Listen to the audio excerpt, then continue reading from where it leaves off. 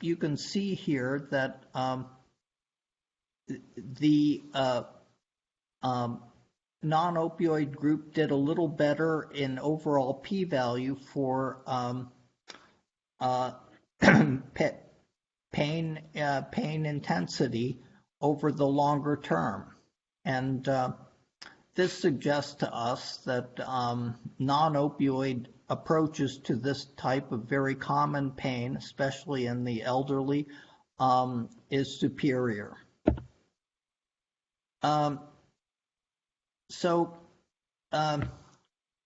What I want to talk with you about today is our studies at Geisinger regarding opioid prescribing.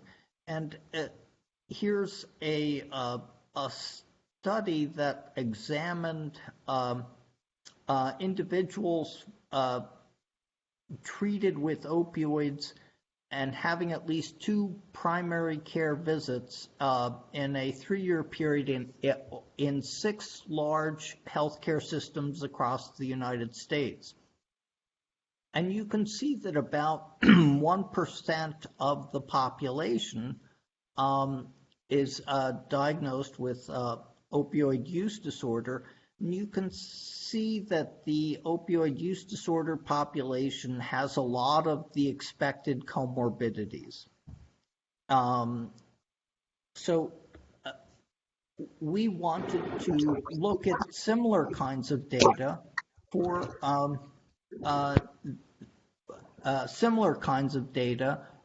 at Geisinger.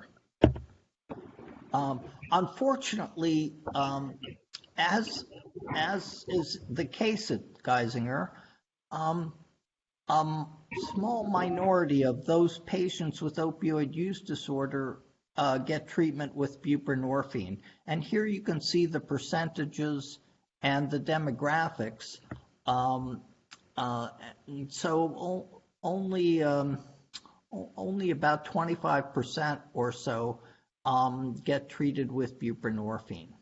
And so we must do a better job of getting this life-saving treatment to the patients that need it. So a word about Geisinger.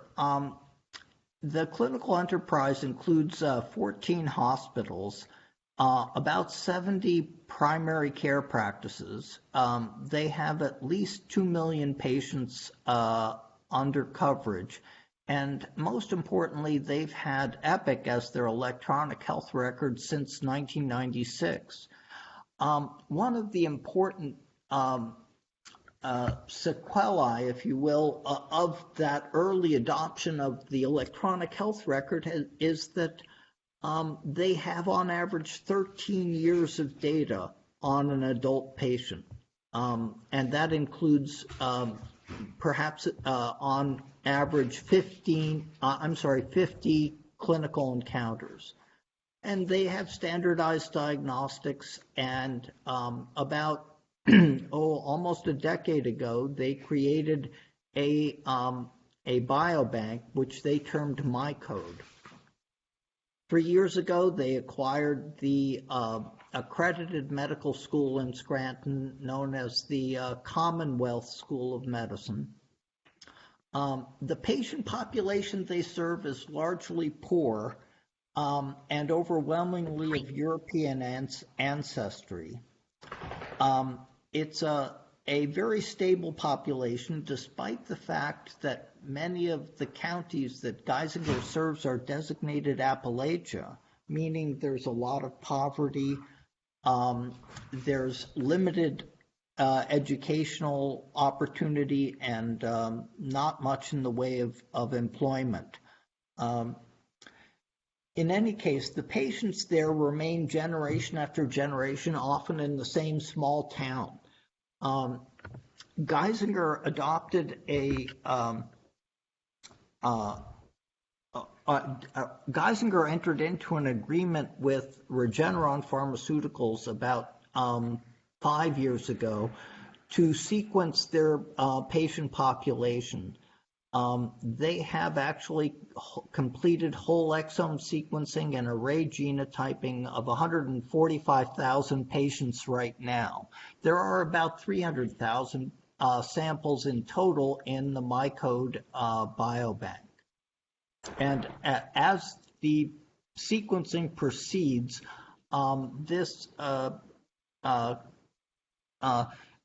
the connection between the DNA data and the electronic health record will become ever more valuable. So if this is a rough map of the eastern part of Pennsylvania, the headquarters of Danville of Geisinger is based in Danville. The consent process for MyCode occurs at a standard outpatient visit, and if the consent is signed, the patient agrees that an extra tube of blood would be drawn for the biobank at the next clinically indicated phlebotomy. Recontact is allowed for return of medically actionable results from the DNA sequencing, and recontact is allowed to invite the patient to participate in research. Unfortunately, here are the deaths from opioid overdose in 6 of the counties that Geisinger serves. And you can see that the area is pretty difficult in terms of the opioid crisis. Geisinger has adopted a prescription drug monitoring program, or PDMP, for patients who are treated long-term with opioids for non-progressive musculoskeletal pain. This PDMP includes a medication use agreement which the patient is supposed to sign when they pass a certain timeline for continuous treatment with opioids. This is the responsibility of the primary care physician, but we discovered that the primary care physician actually doesn't typically do this at Geisinger, probably because they're busy and they have other things on their schedule. But this medication use agreement has a site-specific ICD-10 code, so we can search for it. By the time the primary care physician suspects opioid misuse in this chronic opioid population, they get an MUA agreement with the patient. And the MUA is either maintained, which we call PDMPM, or it's violated repeatedly, and eventually the primary care physician terminates it. We term that PDMPV. So we hypothesized that if we combined these two groups and looked at their electronic health records, we would find lots of evidence of an opioid use disorder, and we could use these de-identified electronic health records to develop an algorithm to automate the diagnosis of opioid use disorder from the electronic health record. So we did one person in our group, Sarah Palumbo, did 100 chart reviews of the PDMPM group, the PDMPV group, and 200 demographically matched controls. All 400 of these patients were treated for at least 90 days with opioids for chronic musculoskeletal non-progressive pain. We excluded patients with progressive pain, such as metastatic cancer. When we look at what we discovered among the Geisinger electronic health records, this chart details it. So we found over 32,000 patients treated chronically with opioids for this type of pain, and 16,000 were enrolled in the PDMP, meaning that typically the primary care physicians had some suspicion that there might have been opioid misuse. And we matched those with 16,000 patients not enrolled in PDMP, out of a total of about 300,000 patients treated chronically with opioids for this non-progressive musculoskeletal pain. You can see that there's a group that violated their medication use agreement, about 1,400 of them. And we examined the chart manually for 400 charts, as you can see in this diagram.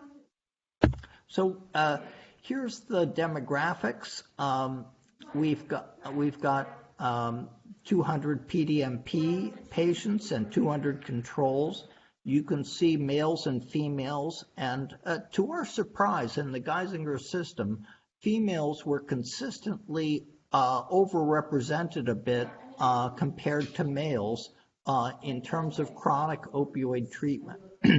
You can see that these patients had pretty good reason to have chronic non-progressive musculoskeletal pain because the mean BMI put them in the obese range. You can also see that the PDMP group had a fairly large number of ER visits compared to the control group. Remember that the control group had chronic opioid treatment of non-progressive musculoskeletal pain, but did not have characteristics which made the primary care physician suspect opioid misuse. You can see that there's a fairly prominent difference in terms of morphine milligram equivalents at the bottom of this page.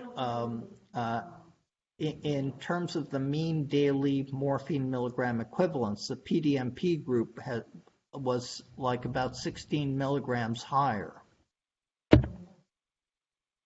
When we look at the ICD-10 diagnoses for the chart review sample, we come up with evidence that the PDMP group had large excesses of mood disorders, anxiety disorders, and other kinds of substance use disorders, including alcohol and nicotine.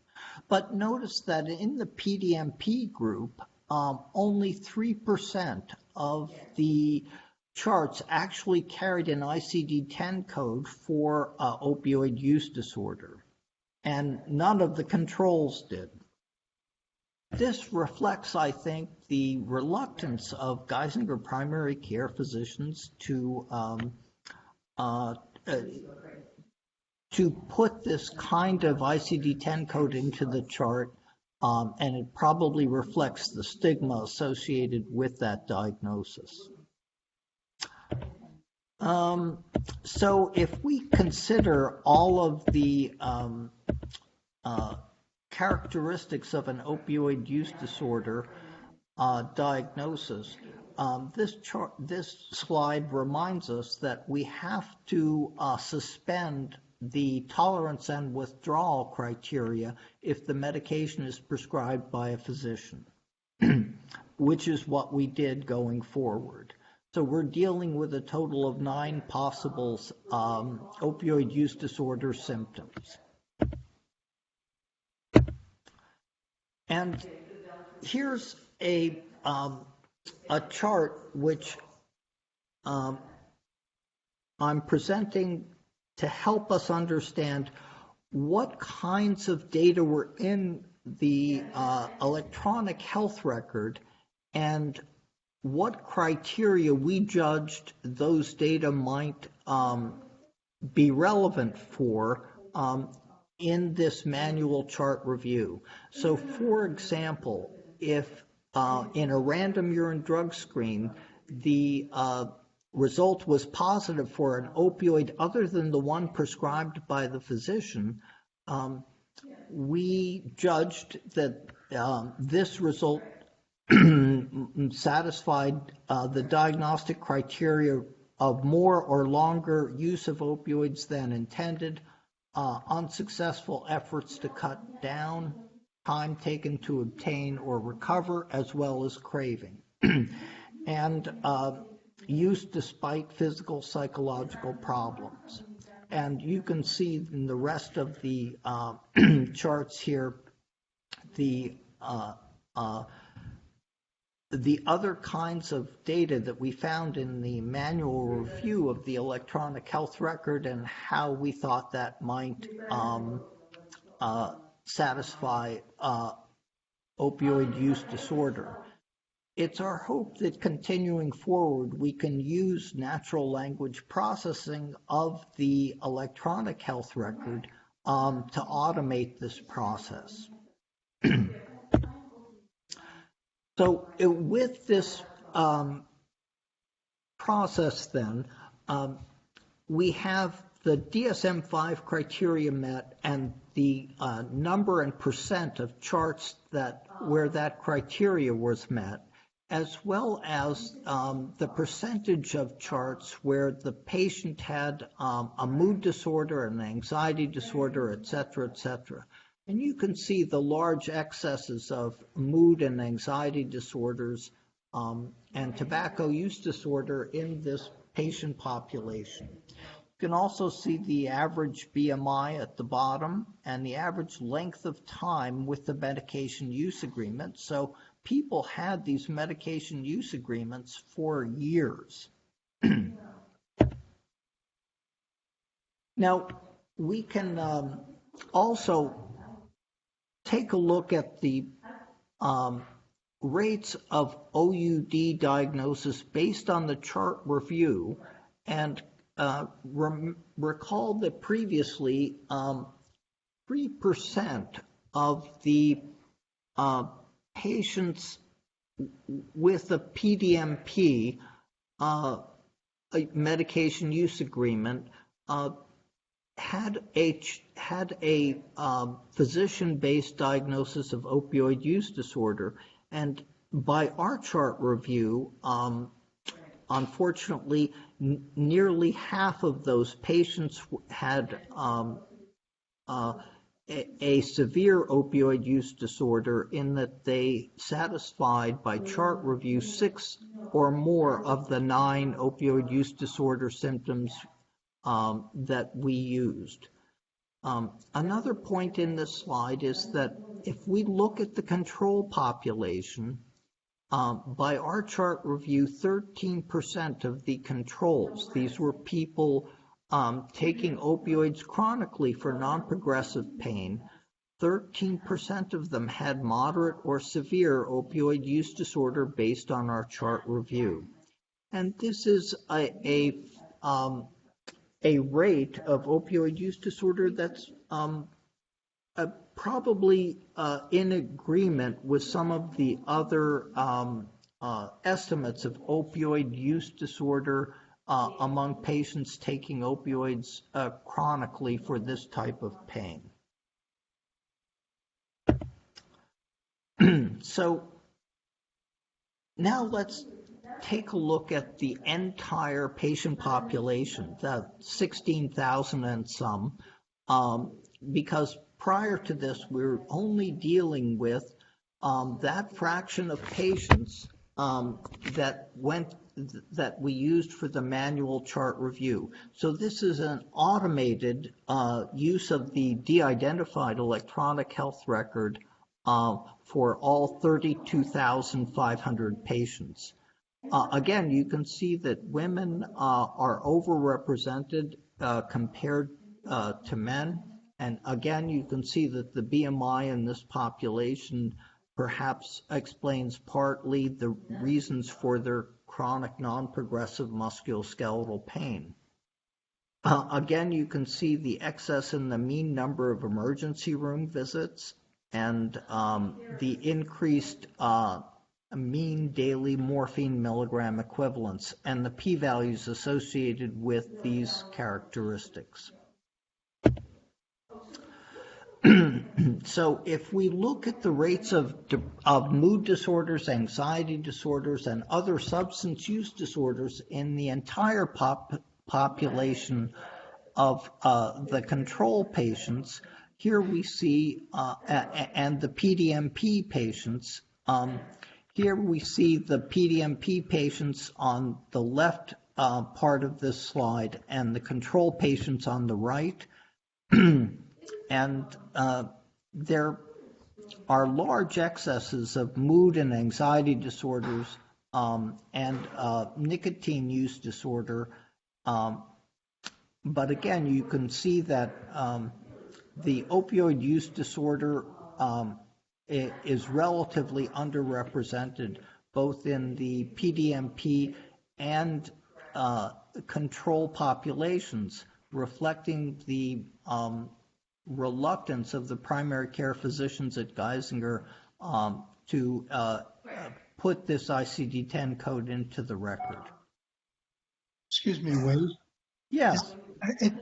There sounds like there's background noise. Is that something we can mute? Yeah. Hold on 1 second.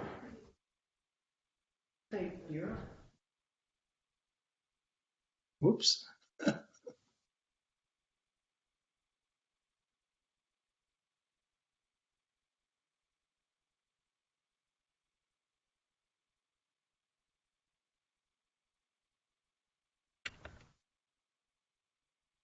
Sorry about that.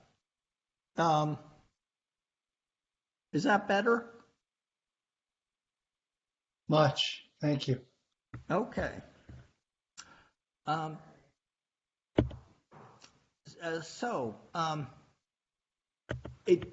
Does anybody have any questions about this part of the presentation?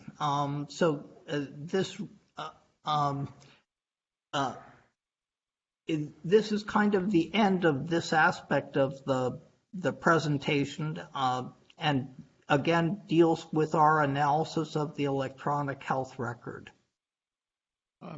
Wade, can you tell me what is the duration of being on buprenorphine? Because I'm interested in how easy or hard it is to stop.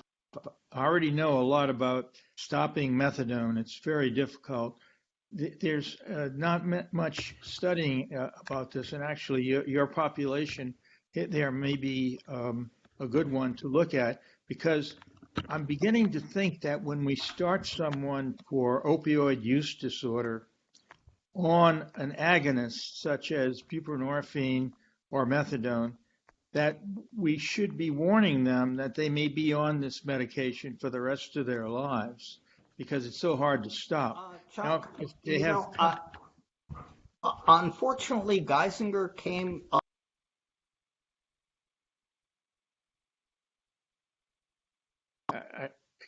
You're not coming through. We lost your audio, Wade.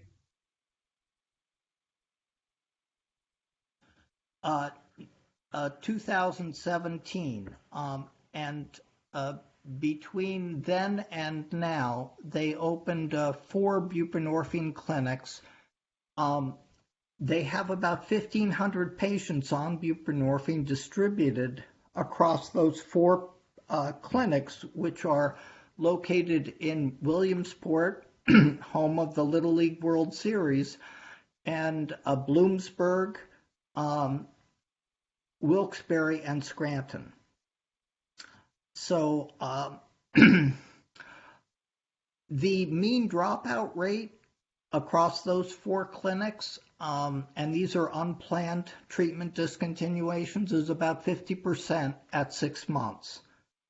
So I guess partially an answer to your question is that the buprenorphine patients at Geisinger have a mean treatment duration of about 6 months, because there's this dropout rate of 50% at 6 months. Well, what about follow-up?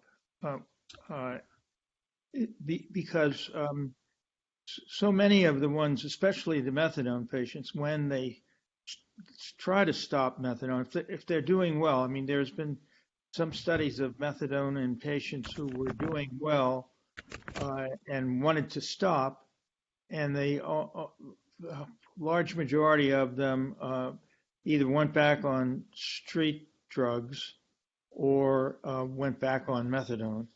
I don't know whether the kind of database that you have would facilitate doing follow-ups, but I think that a lot of people don't realize how hard it is to quit. Like for example, you say that they stopped at 6 months, but that's about the average of that.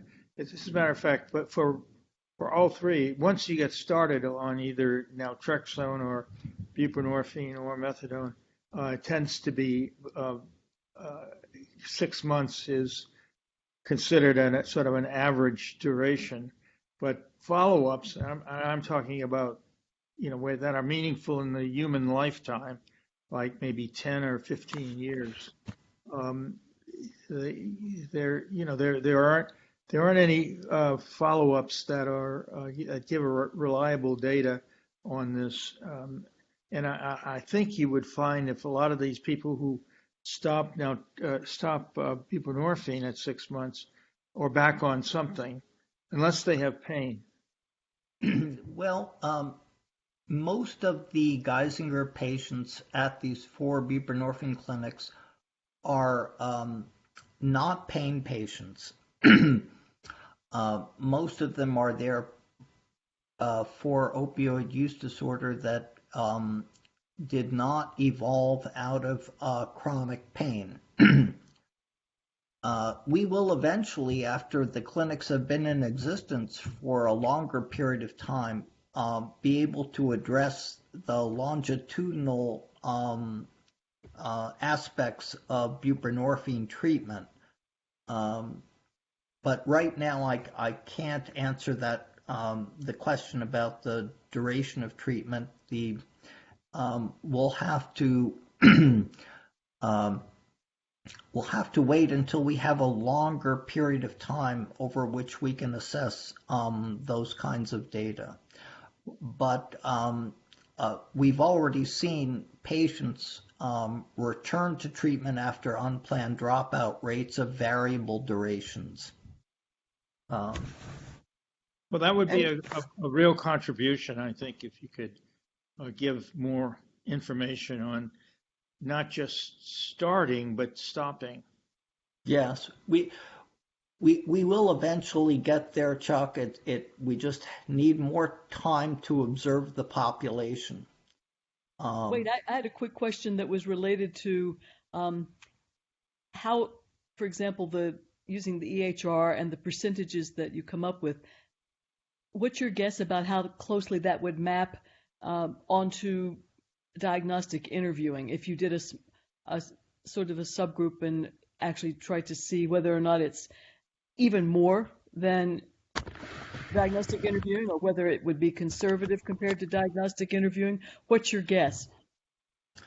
Well, that is actually our one of our next steps is to do a diagnostic interview in a subgroup of the 200 patients in the PDMP. But I suspect that if anything, we may be a little underestimating, in part because remember that the EHR is only as good as the data entered by the primary care physician as well as other healthcare providers. Sure. And these are all primary care patients who are being treated longitudinally with opioids. Right. I'm just curious. And the other quickie I had was, do these percentages in the controls surprise you in terms of what's known, globally or broadly in terms of just taking a bunch of folks who've been given opioids in the percent that would meet criteria for use disorder, even if they're considered to be controls? This did not surprise us. This about 13% rate of moderate or severe opioid use disorder, because this rate has been seen by others, including Chad Brummett at Michigan and Andy Saxon out in on the West Coast. Right. So it made us think that we were pretty much on the right track. Gotcha. Sad to say. Yeah, right. Okay, thanks. Another variable that you have to consider is change in the prescribers. Marty Cheadle and I did a study in Reading, Pennsylvania, which is a very similar population, about 97% European American. And we did a prospective study to answer the question, what is the likelihood of a person being treated for, this was largely back pain, for back pain starting with opioids, because even though, we've been warned about it, still it's very common, as you could see, from some of the data you got from Geisinger. But so we followed them. We thought we would see what happened to their pain and what happened and whether there was any abuse or signs of a use disorder. And what we found was that, and this study was done more recently, that the pain doctors at Reading were so inhibited by all the publicity about the opioid epidemic that their morphine equivalent level was very low compared to what it had been, 10 years ago. So people have become sensitized to the problem. Yes, we see that trend in primary care physicians because Geisinger has entered into a a widespread campaign to educate primary care physicians on the dangers of chronic opioid prescribing, as well as the idea that for chronic pain, opioids are poor drugs compared to alternatives. The other thing that Geisinger has done is they've opened up several chronic pain specialty sites where patients with chronic pain can go for alternative treatments. So I should probably go on to the genetic analysis of opioid dose. Again, this is an EHR-based analysis at Geisinger that takes advantage of sequencing that is available to us through Regeneron. So our phenotype here is an opioid prescription dosage from the electronic health records going back a 5-year period, 2012 to 2017. Patients who had greater than 90 days of opioid prescribed with no more than a 90-day gap among the prescriptions. The regular dose was converted to morphine milligram equivalents using standard nomograms, and we excluded patients with metastatic cancer or hospice care. So the vast majority of these patients, again, had non-progressive musculoskeletal pain. And we looked at any opioid, and the covariates are listed there. And we did a couple of association tests. One was a standard GWAS analysis, and the other was a gene-based analysis using a program called FastBat. So we had a 90,000 Geisinger patients who had whole exome sequencing completed, and when we examined their electronic health records, there were about 6,000 patients out of the 90,000 who had at least 90 days of opioids prescribed. So here are the demographics of that group, and you can see their age, and again, the BMI is in the obese range, and that's probably why they had these various non-progressive musculoskeletal pain syndromes. You can see again the characteristic of Geisinger patient ethnicities. The overwhelming majority of patients are of European American origin. So we restricted analysis to European ancestry patients because we would have no power really if we included the others. Here's the Manhattan plot of the analysis for final opioid dose in that 90-day period with the covariates listed, and there's 6,400 patients in this analysis. You can see the big peak on chromosome 19, and that represents the cytochrome P450 enzymes which metabolize opioids. Here are some of the interesting genes involved. The top gene is CYP2B6, which metabolizes some opioids. And apart from that, we don't have really any understanding of why these genes should be involved in any aspect of determining opioid dose.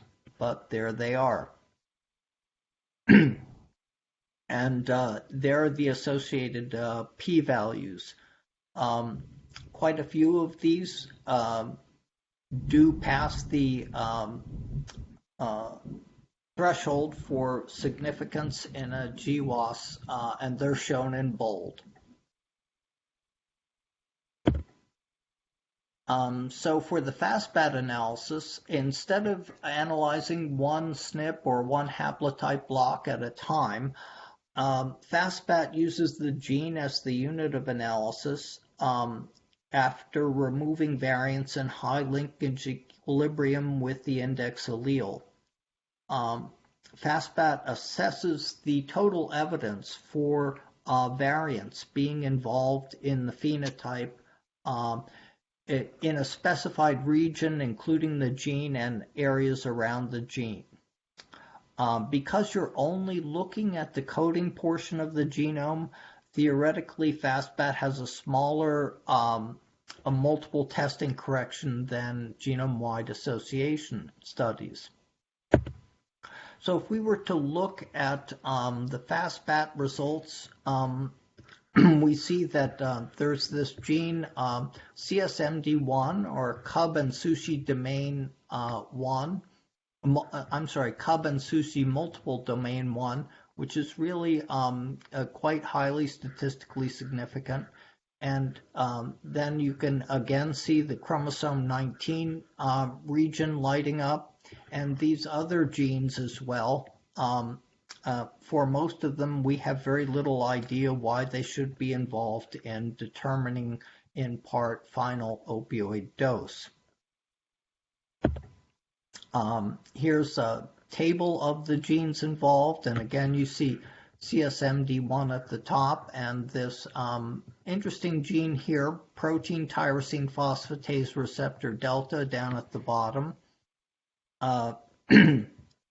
And here is a tyrosine receptor kinase gene and a glutamate receptor subunit. PTPRD and CSMD1 are both interesting genes because they're tumor suppressor genes. And here's what we know about them.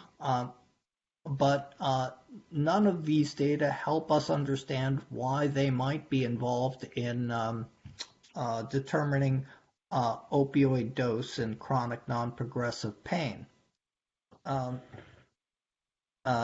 CSMD1 is genome-wide significant as a risk gene for schizophrenia, and rare mutations in that gene cause familial Parkinson's.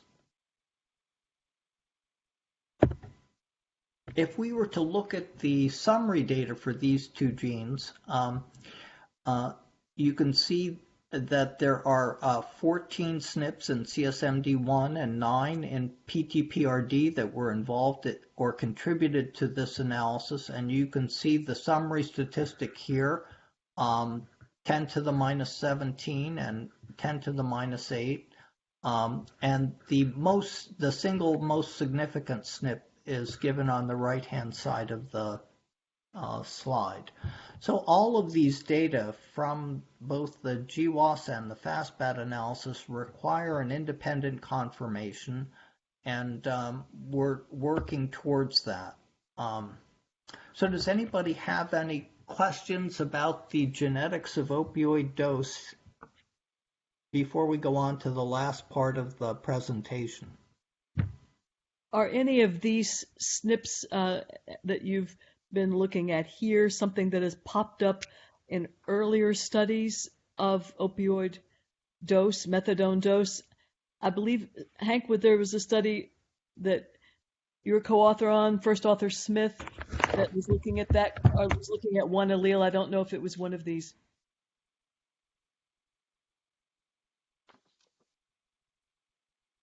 It seems like there was one that we were talking about. Sorry. Yeah, I was muted. It was methadone dose. It was a GWAS of methadone dose, and it was only in African Americans. Okay, right. Show up here. Yeah. Right. And it's not these. No.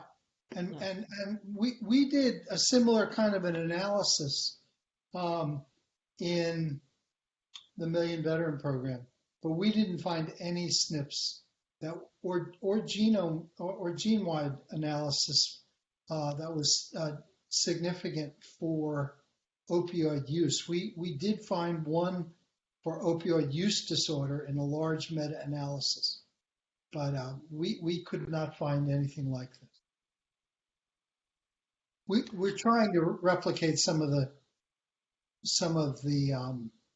SNPs that have been identified in analyses at Geisinger with Wade's colleague Rick Christ, who's probably on here today. Let's see. Any other questions about this part of the study?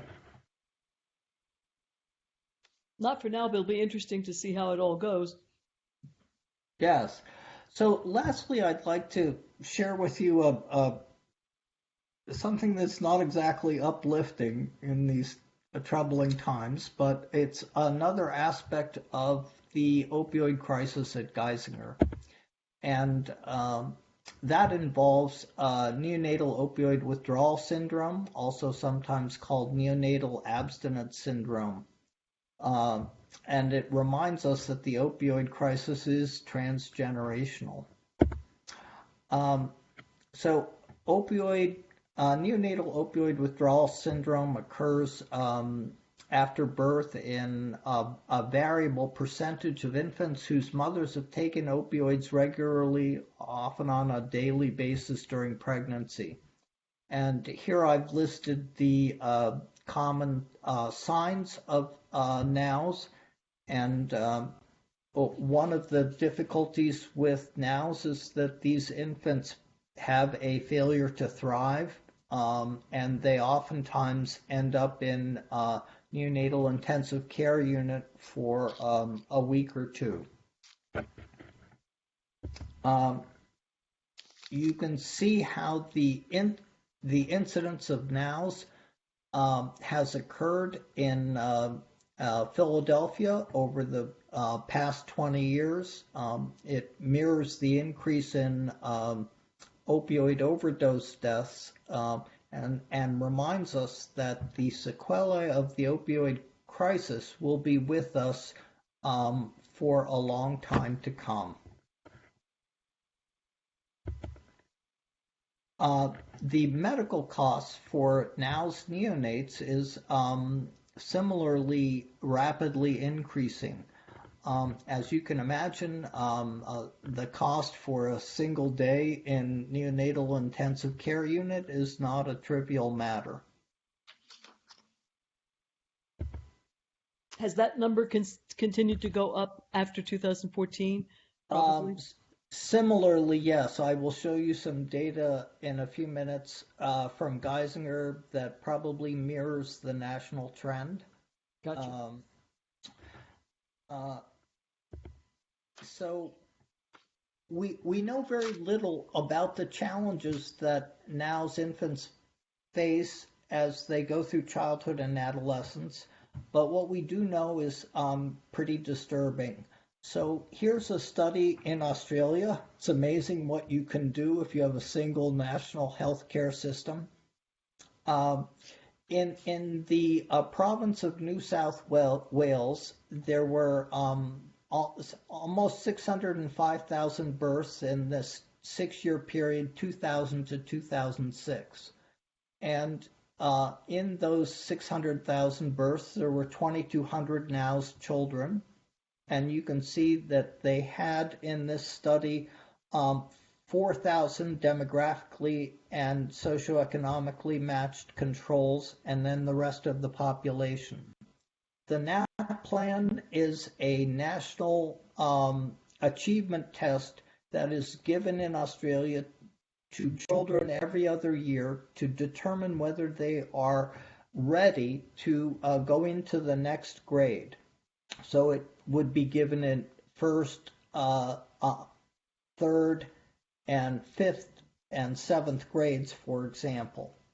And you can see that the participation rate is pretty high. More than 70% of children actually take this exam.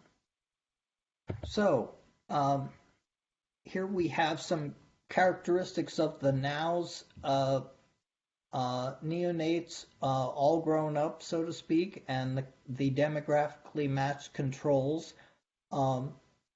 And you can see that there's a low birth weight in the NOWS neonates, which is characteristic of this syndrome. And there's also a deficit in the 5-minute APGAR score. And of course, there's a substantial problem with nursery admission for the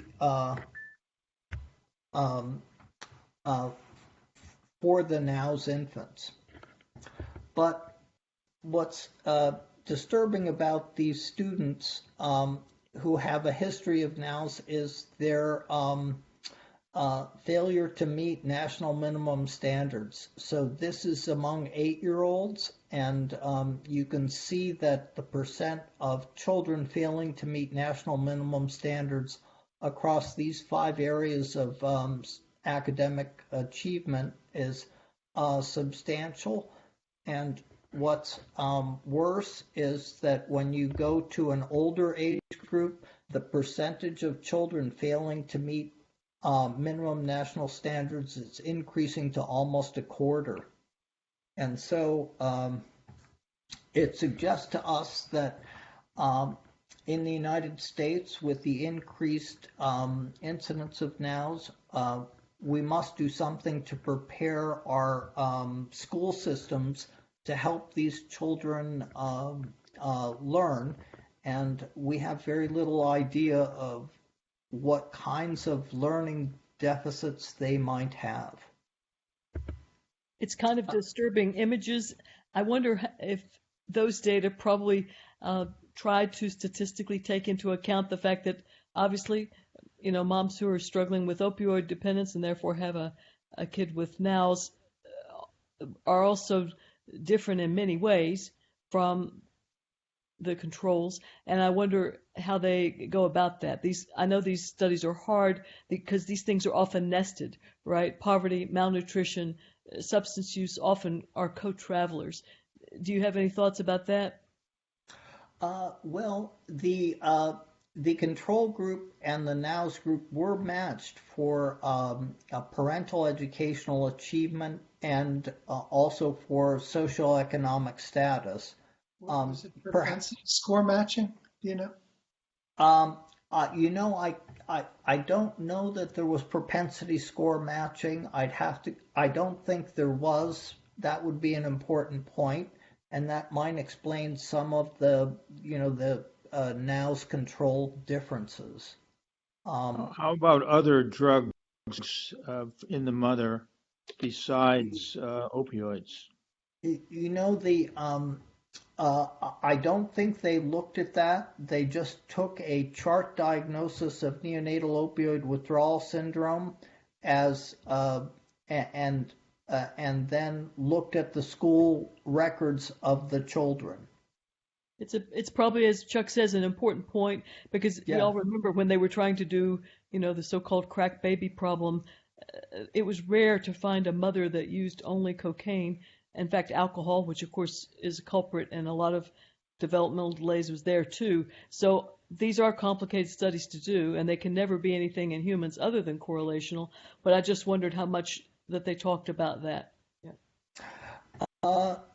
I'd have to go back to the author of this study and check those things. But you're right. There are many confounds to conducting such a study. Right. But they are very sobering graphs. Yeah.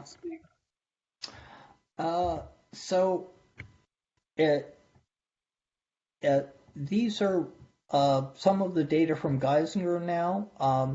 The ICD-10 code for NOWS is P96.1, and there were 526 NOWS patients seen in the past 2 years at Geisinger.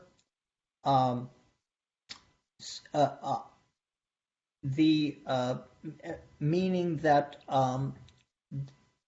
these 526 patients are still active at Geisinger, and we wanted to examine the de-identified records of these patients and their mothers to determine various characteristics. And we have a longer-term goal to contact these the mothers of these NOWS infants and to try to follow them longitudinally.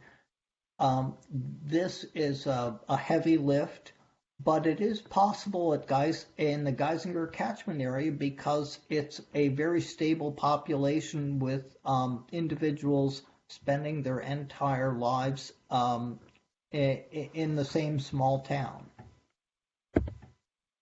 So here you've got ICD-10 codes for the mothers of NOWS infants. These are 473 mothers who gave birth to 526 NOWS infants. And yes, there are quite a few mothers giving birth to more than one NOWS infant. Across the bottom of the slide, you see the number of NOWS infants born in that year. These data begin in November of 2007, and that's why there's such a small number in 2007, and they end in April of 2019, about a year ago. And so you can see this trend for a steady increase, and sad to say, in 2019, there were over 100 NOWS births in the Geisinger system.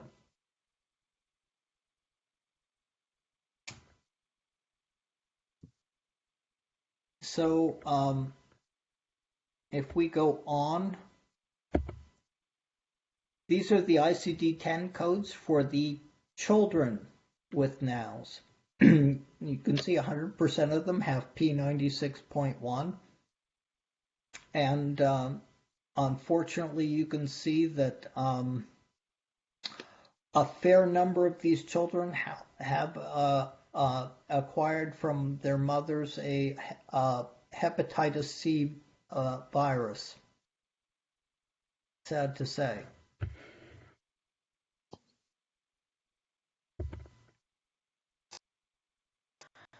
So, unfortunately, in this time period, we see 5% of all infants born at Geisinger, and these 30 months were NOWS infants. Wow.